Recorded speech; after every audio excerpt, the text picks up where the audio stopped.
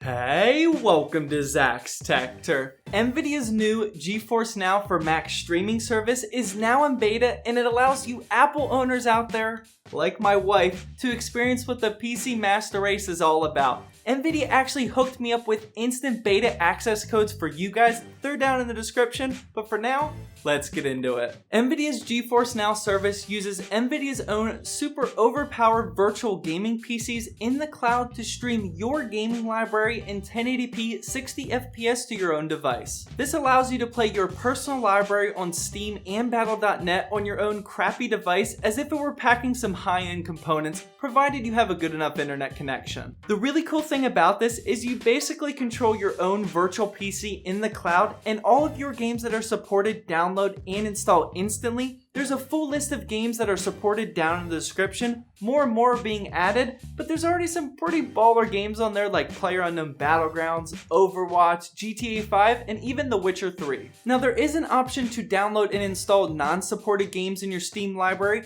and it does work. I tried it with Dark and Light, but you'll have to download and install these games every time you fire up the software. The virtual PC does download games at like 50 megabytes per second, which is crazy fast, but I personally wouldn't do this often unless you really want to play some smaller sized games. For some more quick points before we actually get into streaming some games, there are more games coming as the beta progresses. It's currently only available in the US and Canada, and currently it is a free model. Use that link down in the description, but it will eventually be a pay-as-you-go model. The testing platform I'll be using today is my wife's mid-2012 MacBook Pro. You guys didn't actually think I owned a MacBook, did you? This MacBook Pro is 5 years old at this point, so we're really going to see what GeForce Now is capable of. I'm also going to be using a secondary screen connected to the MacBook Pro so we can really test the quality out in 1080p. Now that we got the introduction, info, and testing rig out of the way, it's finally time to put this service to the test. And although I am working with Nvidia on this, and this is pretty much a dream come true, and I'm super excited, and I really hope I don't mess it up and they hate my video,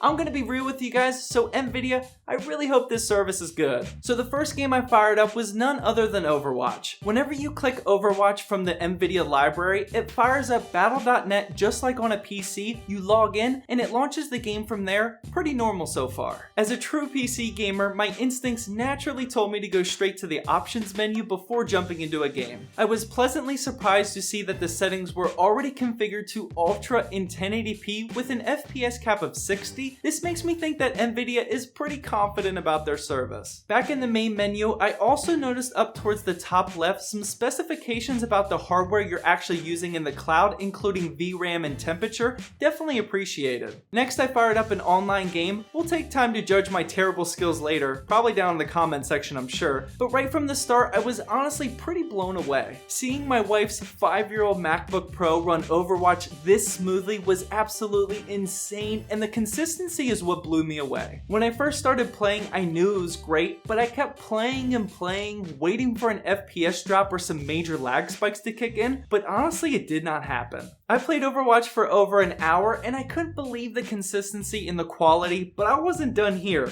Overwatch is definitely a decent looking game, and you definitely need your FPS to stay consistent when playing online, but I wanted to try out a little bit more graphically demanding of a game. Yep, I had to fire up PlayerUnknown's Battlegrounds because it's the hottest game in PC gaming right now, and I wanted to see how good these new first-person servers looked. As you can see here, this game looked unbelievable, and it still maintained a silky smooth 60 FPS throughout. Now the results of this test kind of made me a little bit upset, honestly. From the moment I jumped out of the C-130 onto the battlefield, I noticed that the graphics quality was better than my main gaming PC.